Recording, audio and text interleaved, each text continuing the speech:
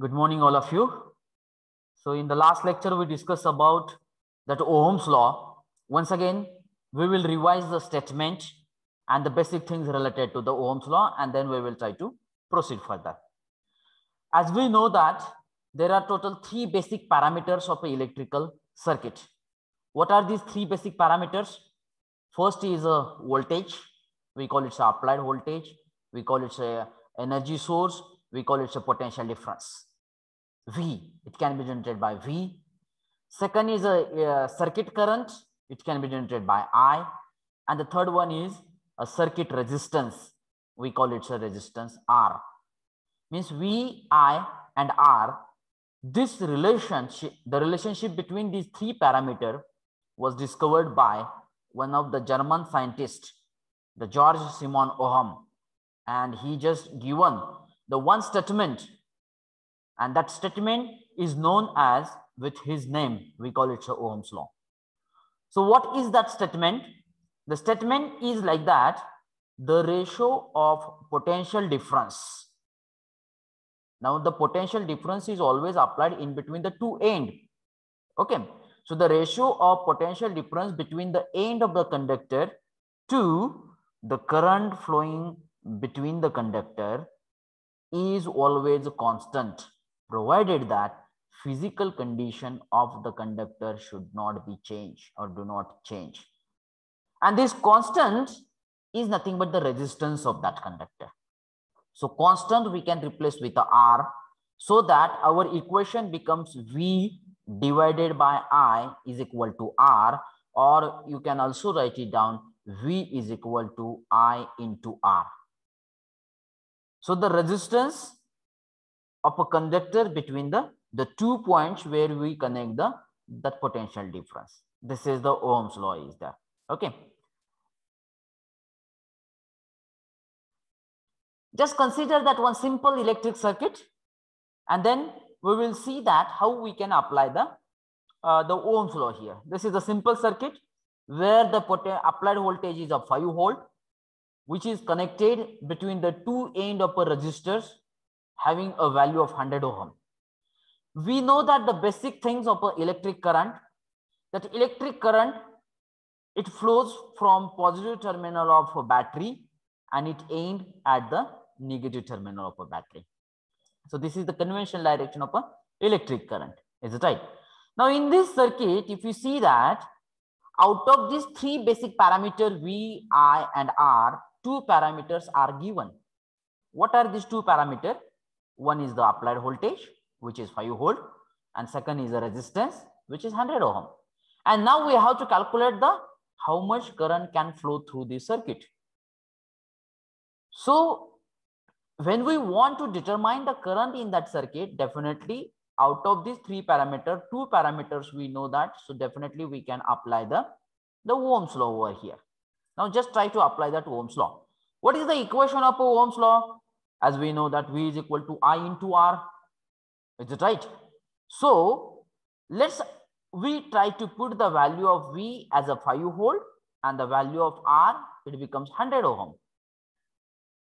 Now I is the unknown term in that equation, so that just transfer this 100 to the left hand side. So it should be divided to the 5.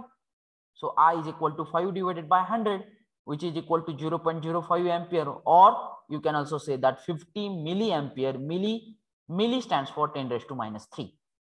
So the 0.05 ampere or 50 milliampere, nothing but the same terms is there. Get it my point? So in this way, whenever, now listen very carefully my statement, whenever in the circuit, out of the three parameters, the two parameters are known and the third parameter is unknown, over there we can apply the Ohm's law and we can calculate the third parameter.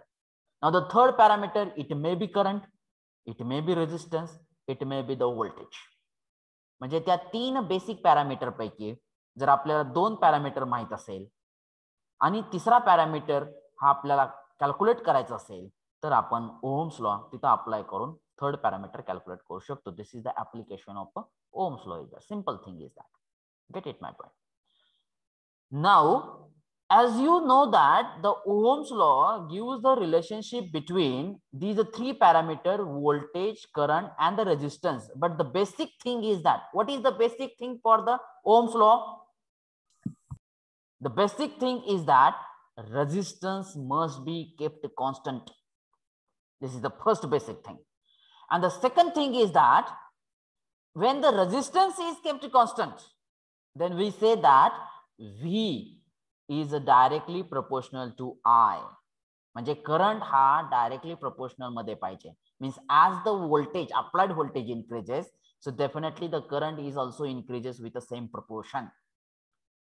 And if it is not happen, म्हणजे जर applied voltage आपण increase केलं, परंतु त्या proportion मध्ये जर current increase झाला नाही, जरी resistance constant असेल तरी, then we cannot apply that Ohm's law over there. So these are the two basic things required to apply that Ohm's law. One is the resistance of that circuit must be constant, and second thing is that voltage and current should be in proportion. Get it my point? So let's see the limitations of that Ohm's law here. As I rightly mentioned that the two basic things required to apply that Ohm's law. Now see that the first limitations of that Ohm's law. The Ohm's law is not applicable to unilateral electrical element. Now, what is this unilateral electrical element? Like a diode, as they allow the current to flow through one direction only. म्हणजे असे काही electronics elements आहेत जे फक्त एकाच direction मध्ये current flow होऊ देतात. So definitely to that element we call it a unilateral element. We cannot apply that Ohm's law. This is the limitation. Are you getting my point? And I think you are familiar with that diode. You know that initially the diode will not conduct the current, though we apply that the voltage. म्हणजे जरी आपण voltage increase केलं तरी current increase होत नाही. म्हणजे diode मधून flow होणारा current हा व्होल्टेजच्या प्रोपोर्शन मध्ये नाहीये. That's why we cannot apply that Ohm's law to the diode. This is the first limitation. Get it my point? If you want to see that, the diagram of the diode, so this is the symbol. This is the symbol of the diode. And if you see that the symbol again, this arrow which indicates the direction of a current. And this is the characteristics of a diode. Is it right? If you see that from this point to this point, is it right? As we increases the voltage, current it will not increases with the same proportion. That's why we call it a unilateral electrical element. And what is the mandatory condition to apply that Ohm's law? Current should be in a proportion with the applied voltage. But the diode will not obey the Ohm's law because the current is not in proportion with the applied voltage, so that we cannot apply the Ohm's law to the unilateral element, that is nothing but the diode. This is the first limitation. It's clear to all of you? Okay. Now next, go to the next limitations. Ohm's law is also not applicable to non-linear elements. आता हे non-linear elements काय आहेत बघा. Non-linear या शब्दाचाच अर्थ तुम्हाला, या शब्दातूनच तुम्हाला अर्थ लक्षात येईल की नॉन लिनियर म्हणजे काय, की ज्या एलिमेंट्स मध्ये करंट हा व्होल्टेजशी लिनियर मध्ये नाहीये, म्हणजे तो व्होल्टेजशी प्रपोर्शन मध्ये इन्क्रीज होत नाही, डिक्रीज होत नाही. It is not linear. We call it a non-linear. It means that we are not getting the straight line graph voltage versus current. And if it is there, definitely we cannot apply that the Ohm's law. Means what? The non-linear elements are those which do not have the current exactly proportional to the applied voltage. म्हणजे इथंच आपल्याला clear होतंय बघा, non linear elements म्हणजे काय, की ज्या elements मधून फ्लो होणारा करंट हा व्होल्टेजशी एक्झॅक्टली डायरेक्टली प्रोपोर्शनल मध्ये नसतोय. आणि ओम्स लॉ अप्लाय करण्यासाठी तर ही तर खरी मॅन्डेटरी कंडिशन आहे की current is directly proportional to the voltage. मग जर काही एलिमेंट जर तो मॅन्डेटरी कंडिशनच फॉलो करत नसतील, so definitely we cannot apply that Ohm's law to that particular element. That's why we call it a non-linear element. So non-linear elements are those which do not have a current exactly proportional to the applied voltage. That means the resistance value of those element changes for different values of voltage and current. म्हणजे तिथं resistance change होतोय आणि आपण Ohm's law apply करताना काय म्हणतोय, resistance constant ठेवला पाहिजे. पण जर रेजिस्टन्स जर चेंज होत असेल त्या एलिमेंटचा, so definitely we cannot apply that the Ohm's law to particular element. For example, transistor. I think you might be heard about it. Just see that the symbol of the transistor. So this is the symbol. The transistor is a 3-terminal device. We call it a base, emitter, and the collector. And definitely it will not follow the mandatory conditions of the Ohm's law, so that we cannot apply that Ohm's law to the transistor also. It's clear? This is the second limitations of that Ohm's law. And the third one, it is not necessary that all conductor obey that Ohm's law. म्हणजे प्रत्येक कंडक्टरच Ohm's law ओबे करेल किंवा follow करेल असं पण काही नाही. काही प्रत्येक कंडक्टरची प्रॉपर्टी ही वेगवेगळी असू शकते. कारण आपल्याला माहिती आहे की ओम्स लॉ जर अप्लाय करायचा असेल तर दोन कंडिशन, रेजिस्टन्स कॉन्स्टंट असला पाहिजे आणि करंट व्होल्टेजशी प्रोपोर्शनल मध्ये असला पाहिजे. ह्या दोन कंडिशन जिथं जिथं फॉलो होत नाहीत, ओबे होत नाहीत, त्या ठिकाणी ओम्स लॉ आपल्याला अप्लाय करता येत नाही. That is the simple thing is that. Get it, my point? Now listen, it is not necessary that all conductors obey that Ohm's law. There are semiconductors such as silicon and the germanium which do not obey that Ohm's law.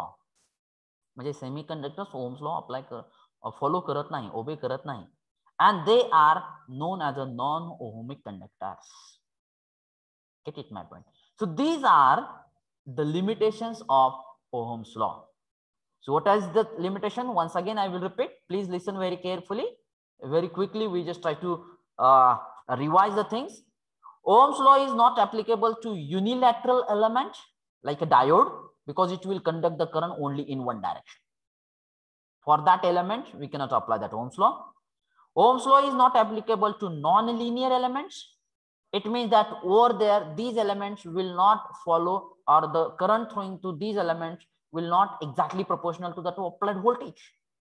For example, transistor. And the third thing is that not all conductors, it is not necessary to all conductors who obey the Ohm's law. Semiconductors will not obey that Ohm's law. Silicon, germanium, these materials will not follow the Ohm's law. So these are the limitations of the Ohm's law is that. Get it, my point? If you have that any doubt, raise that doubt. Otherwise, I will go to the next slide.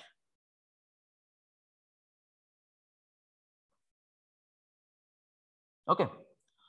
So now go to that next point. Electrical conductivity of a conductors. आता बघा की नेमकं conductor घेतलेला आहे, त्या conductor मधून current कसा flow होतो. What is the mechanism to flow that electric current? Once again, I will try to repeat that the definition of electric current, that electric current is nothing but the rate of flow of electric charges.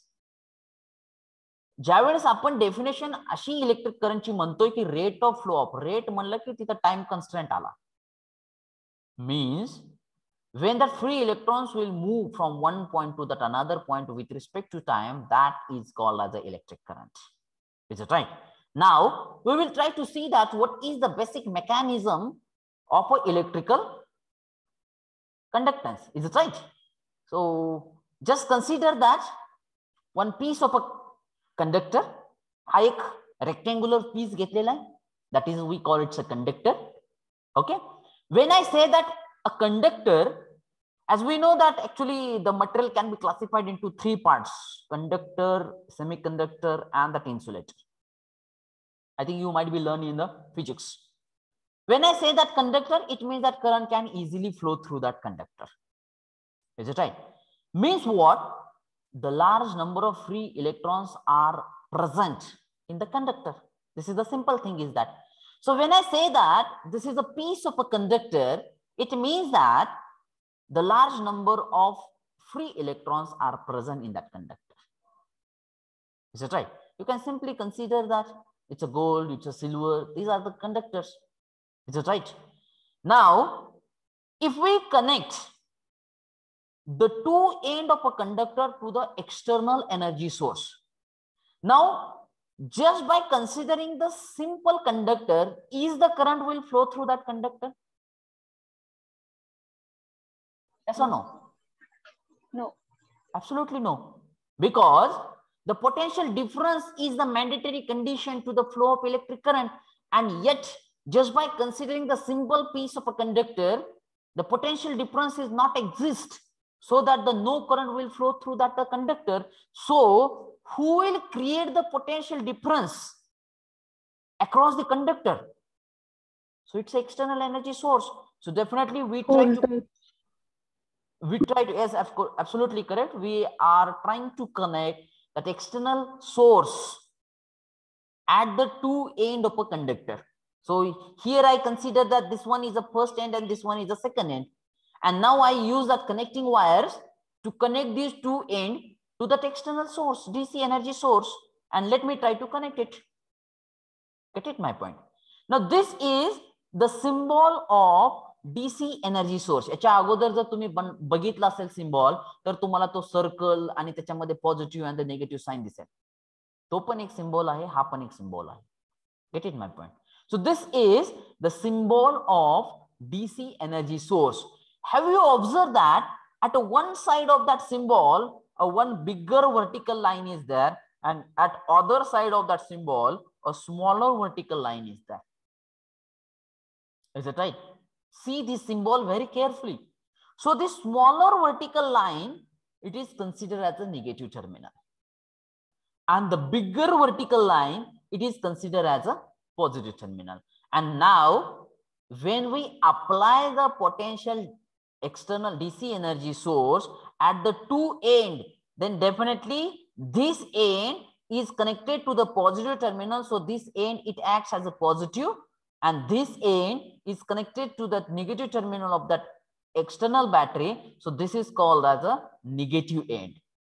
And once this external battery is connected in between these two ends, once again, let me try to show these things. See that what happened.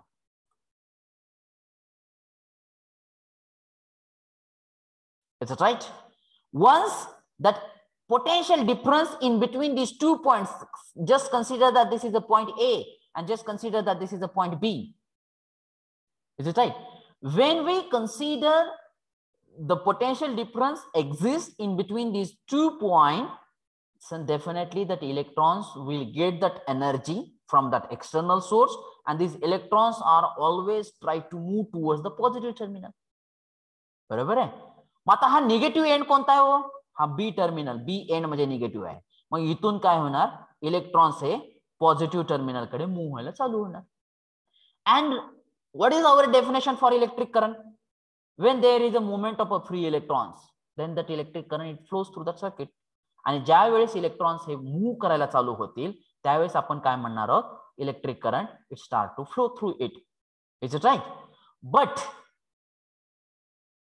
But if you see that if that free electrons will move from this negative terminal towards the positive terminal, but we say that the conventional direction of a current is always flow from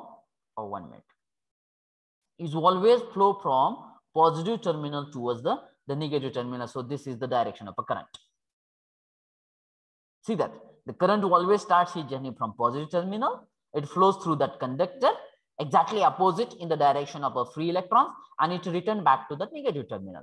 What value of a current will start its journey from positive terminal of a battery? The same amount of current should return to the negative terminal of a battery. This is the basic rule for that electric current is there. So this is the conventional direction of an electric current. Is there any doubt up to this point? Okay.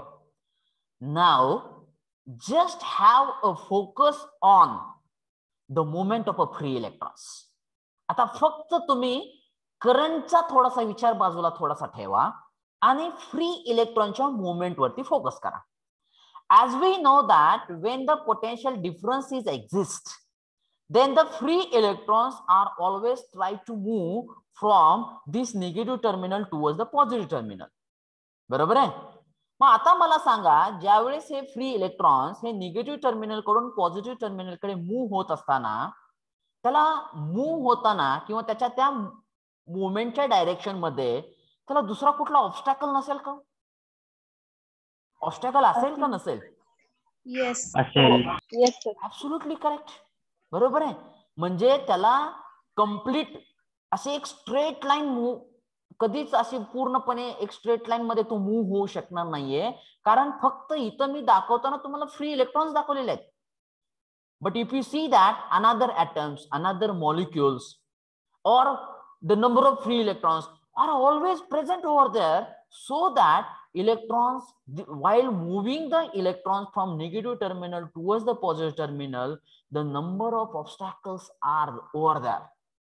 Number of obstacles are present inside the conductor, and when that electrons move, definitely it always collide on that another atom and molecule, and it rebounds in the any direction. म्हणजे ज्यावेळेस तो positive terminal कडे move होत असेल, त्यावेळेस तो कुठल्या तरी एका ऍटमवर किंवा मॉलिक्यूल वरती कोलाइड होईल, आणि त्यानंतर तो कोणत्या डायरेक्शनला जाईल, we don't know, we cannot predict this things. But still potential differences exist. जरी तो रिबॉन्स झाला असेल तरी देखील पोटेन्शियल डिफरन्स एक्झिस्ट आहे. म्हणजे तिथं पॉझिटिव्ह एंड आहे, आणि पॉझिटिव्ह एंड असेल तर डेफिनेटली इलेक्ट्रॉन्स हा त्याच्याकडे ओढला जाणार आहे. That electron are always try to move towards the positive terminal.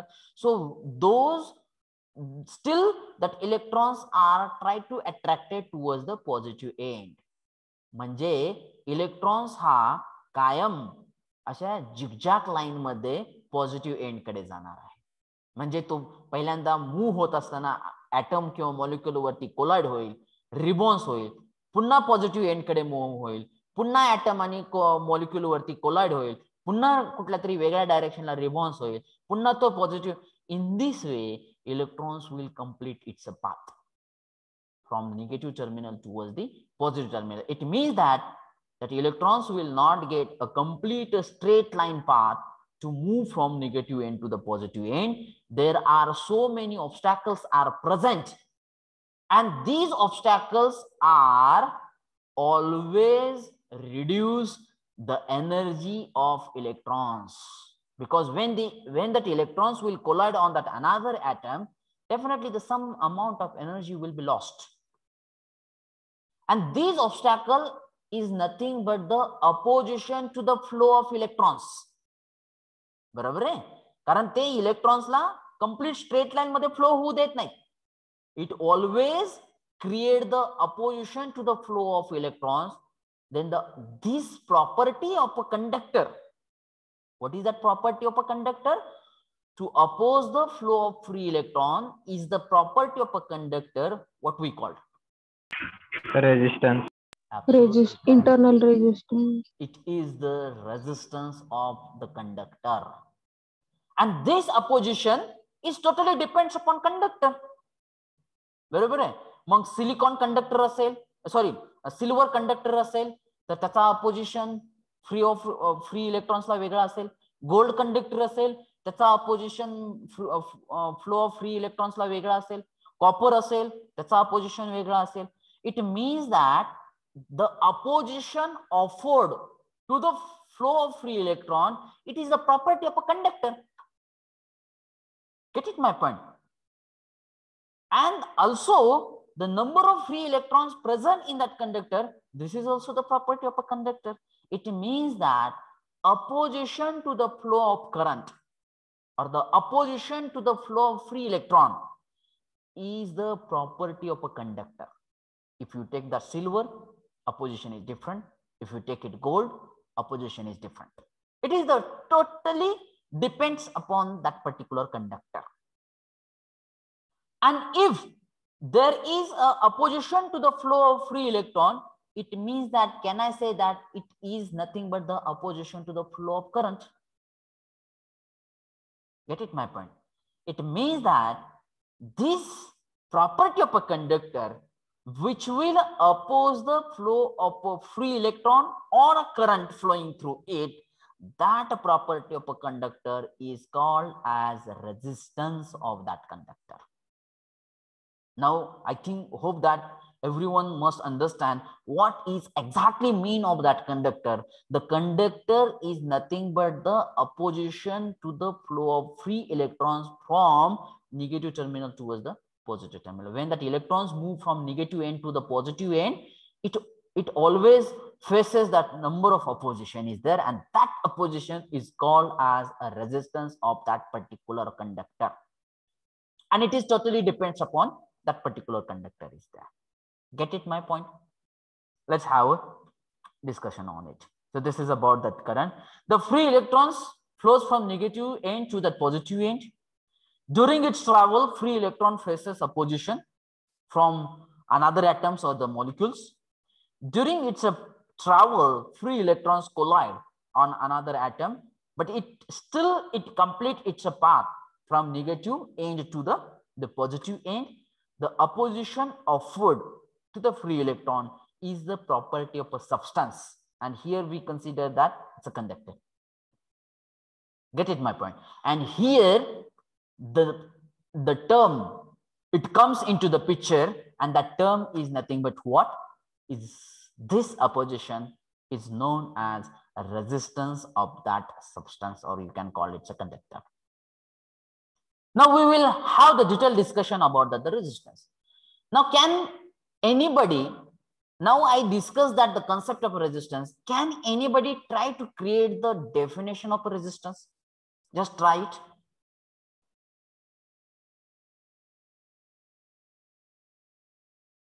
How you can define that the resistance of the substance?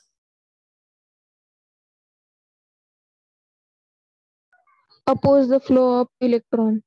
Okay, anybody else? Oppose the current. Okay, anybody else?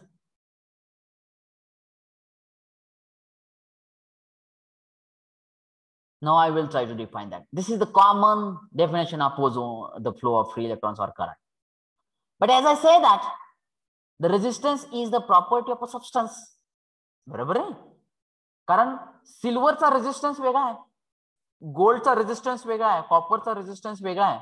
So can I make the complete definition of resistance? Resistance is the property of a substance. कारण प्रत्येक सबस्टन्सचा resistance वेगळा आहे, बरोबर आहे? So that we can define like that, the resistance is the property of a substance which will oppose the flow of free electrons. Simple and the complete definition of a resistance. Resistance is the property of a substance due to which it opposes the flow of a current through it.